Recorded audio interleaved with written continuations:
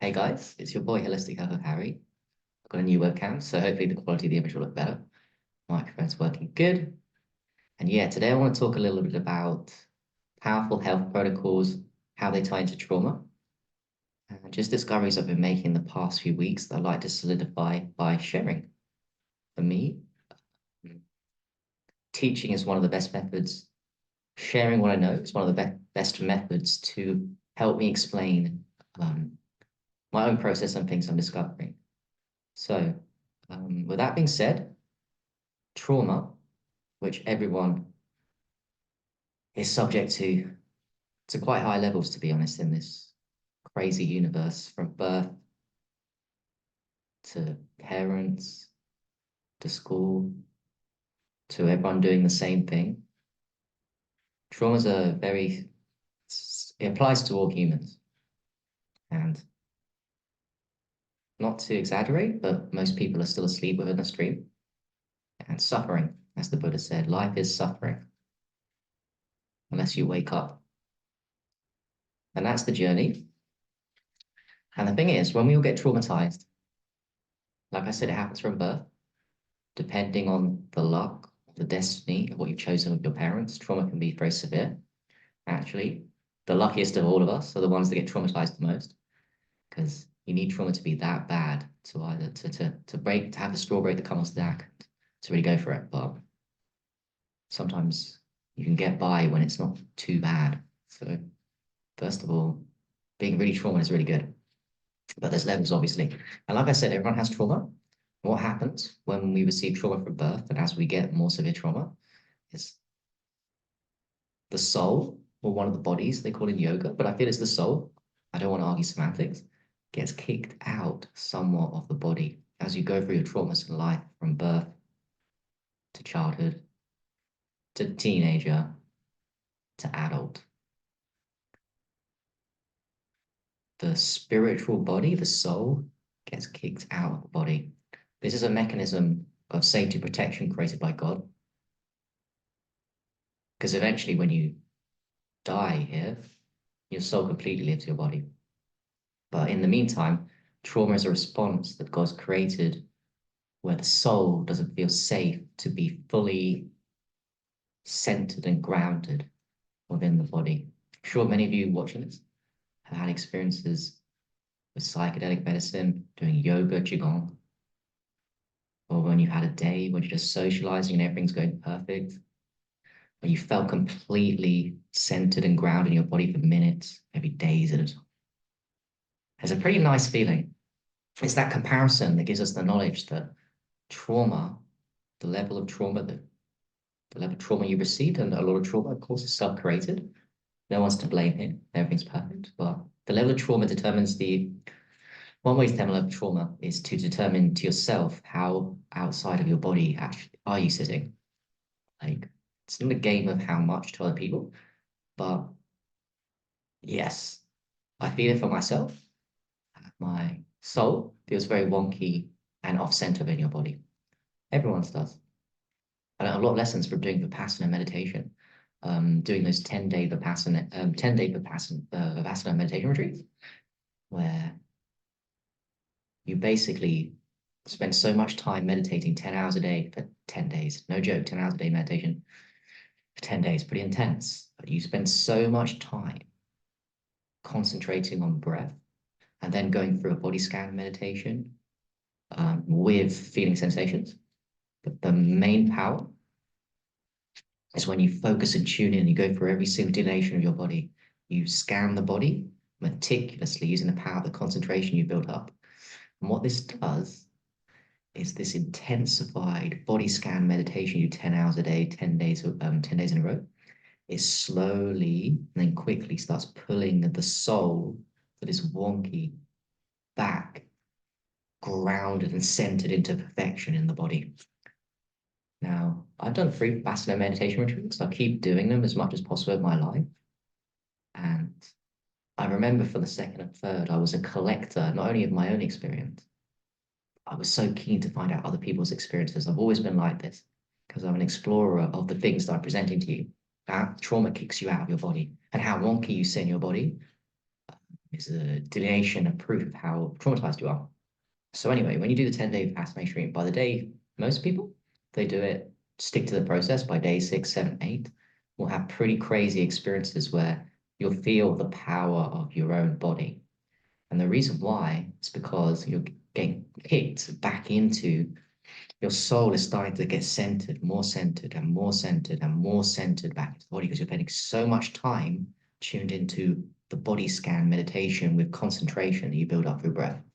So you go back in and in and in. I remember doing pretty crazy things myself, but I remember some guys telling me that day 5, 6, 7, they would go outside on the breaks in the garden, walking the forest, and they were so present to the moment. There was no past, no future, just presence, the little things. You become present to the moment into perfection. You start trusting the universe. You stop clinging to controlling and wanting approval and wanting safety from people and even from the very moment, trying to control the moment with concepts of the no. When your soul gets more and more back into the center, the ego's grip of control, of needing and wanting things from people dissipates. And you start feeling your own power because your soul comes back center in your body. And you start trusting the present moment, the unknown. Because let me tell you guys, the biggest fear, bar none, is the fear of the unknown. And what's the ultimate unknown? Death.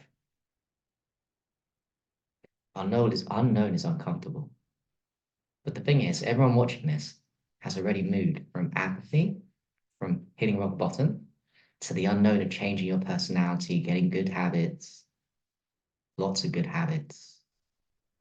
You already faced the unknown once, but there's levels to this.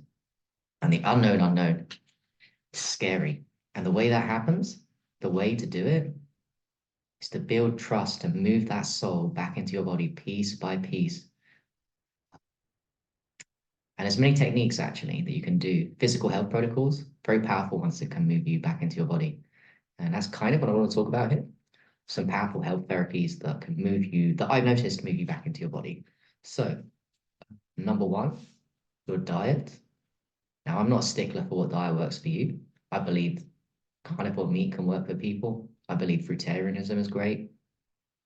I believe that diet is what you think it is, what you believe is powerful. But I do know that one of the best things to do, that it's not diet relevant, is to fast more, to intermittent fast these 16, 18 hours every day. Then sporadically to do longer fasts. Dry fasts are great, urine fasts are great, juice fasts are great. Fasting puts your soul more and more and more back into your body, puts you into that place where you can now see, you can now access the present moment easier. Everything comes online as spiritual superpowers, but the present moment is very powerful. So fasting is great, intermittent fasting. And of course, eating less junk food, less soft drinks, less pastries, chocolates, all these kind of things. So that's cool. Also, bearing in mind what I said, that the soul sits outside the body through trauma to varying levels, one of the best ways is to do things with the body, to tune into exercising the body. Whatever exercise is to you, that will help put the soul back in the body. Runners high, fit cross training. I've got resistance bands I've started using the last few weeks every day. A very loose one, do jumping jumps, a bit more hyper resistant. I just do this. I do it until my arms and my legs burn. In a way, the harder you go with exercise, the more you'll put yourself back in your body. I've been doing squats at least 30, 50 every day for a long time now. And I've noticed when I'm actually doing the squats, I can feel the soul try to come back into the center more. It's pretty interesting. Actually, for me, when I do something really powerful to put myself back in my soul back in the body, I can feel the wonkiness. Normally it's unconscious and I can't feel the wonkiness. But as the wonkiness is very extreme, and by the way, it's extreme in a lot of people here, I can actually feel with a powerful health protocol, the wonkiness for the first time. The soul is trying to get back in. So exercising, whatever form you do, is amazing for this. Urine therapy is absolutely amazing, putting soul back in your body, particularly aged urine. particularly aged urine drinking, massaging. Aged urine massaging is phenomenal. Spending 20 minutes, half an hour, 40 minutes putting it's phenomenal, very powerful and free for putting the soul back in the body. So that's amazing. Yoga, Tai Chi, one and the same thing, great body work stretching exercises. Yoga, whenever I do that, I start to do that more and more. Whenever I've just done a yoga session now, done half an hour, and that really puts your soul back in your body. My favorite pose is the corpse pose. After each set, I do a specific routine of back bends, forward bends, inversions and twist. And after each one, I do corpse pose. And then I just relax the muscles and surrender into the moment. And I can actually feel as I develop into the yoga and I do the corpse pose in between, especially during the corpse pose, I can actually feel the integration of my soul and come back into the body. It's pretty nuts. And I can start feeling this. I have an understanding that I have to let go, and I can start tapping into very slowly the unknown for short periods of time. So that's amazing. I found there's loads of things. I'm only going to mention the things that I know, that I've experienced, that are on my mind right now. Cannabis, not to be overused, first qualification, but second is absolute medicine. I've had some crazy experience with cannabis, particularly edibles, where I've experienced vertigo and my body was going back into my soul. In fact, I've gone to once or twice to an extreme place where it was very uncomfortable because it's the unknown. And it was too fast and too much. And I thought in my head I could go all the way into the unknown. Hard to describe. I'll talk more about that experience. I say more experience with cannabis, and I say more experience of letting go into the unknown. But the key to let go of the unknown is to get that soul completely grounded and centered in the body. Day by day, do your health protocols. Sounds like a doing thing. And then it's a letting go thing. Letting go, relaxing the muscles, the body. You see, the body's holding on to controlling its environment. The body is holding on to wanting approval. It's wanting things even from this very moment that are stopping you from accessing the unknown. It's controlling things. It's not allowing things to be. The body's quite tight. So when we do various body works and exercise of yoga, qigong, resistance bands, swimming, dancing, whatever, that body that's clutching like this and protecting and wanting and controlling and contracting, you loosen it up. So it allows more flow and it allows that soul to get slowly back grounded into the body. Like I said, when the soul completely 100% centered in the body, you are now in the present moment. Cannabis knocks you into the present moment. One of the reasons why is because it relaxes the body. So relaxing the body is key. Tension in the body is caused by stress. Stress is caused by not allowing the moment's perfection to be and wanting things from people, having an agenda, not trusting in the universe, surrendering. And lastly, because I don't want to make this too long, another great practice, this is for guys, but also girls, but mainly for guys, that puts you back into your body so much is semen retention, which is a very spiritual, physical, and health protocol. There are loads of benefits to guys practicing semen retention. It should be a lifelong practice for every single guy watching this. Why? A million reasons. Increasing testosterone. Your fear dissipates. The fears go away. The fear so you can conquer life, no fear. Your brain becomes smarter. You can exercise longer with the testosterone. You get more dopamine, quicker reaction time.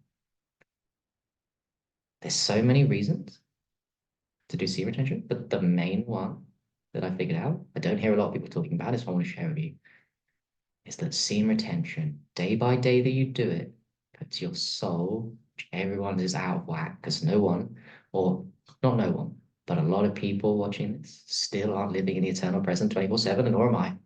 But it is possible to live in the eternal present 24/7, to trust and surrender to the unknown. And like I said, it has to be that the soul fits perfectly back in the body, and can be a long journey, or it can happen just like this. But one of the best ways to put that soul back in your body is semen retention. I know this because I'm very in tune with my body. My soul's very out of whack. And when I've gone on 1, 2, 3 week semen retention runs, And I've been doing the yoga to get the measure of the contrast when I've had a wet dream and done yoga, the body's out of whack more. And when I've been on a 1, 2, 3 week steam retention run, my body is far more in before the yoga starts and during the yoga, it's far more grounded. I get far more value out of yoga because yoga is a gauge for how far my soul's out of my body. When I've done steam retention, it's a great combination. All these things are great combination, but the dark horse of putting your soul back in your body for guys is steam retention. Pretty crazy, huh? So I hope you got your value. Put in the comments any feedback you've got, any other sharing things you found that put you back in your body.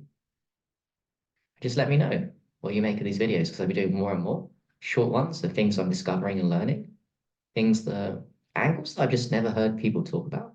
And yeah, this is all helpful because we're all trying to awaken from this dream and live in the eternal present, trusting in the universe, surrendering to the infinite consciousness that is in you right now, instead of using, we all do, because of the world the way set up, overthinking and using the ego and wanting things and being in the past or the future because the present moment's too scary and because we've been through a lot of trauma. So anyway, hope you got some value and peace.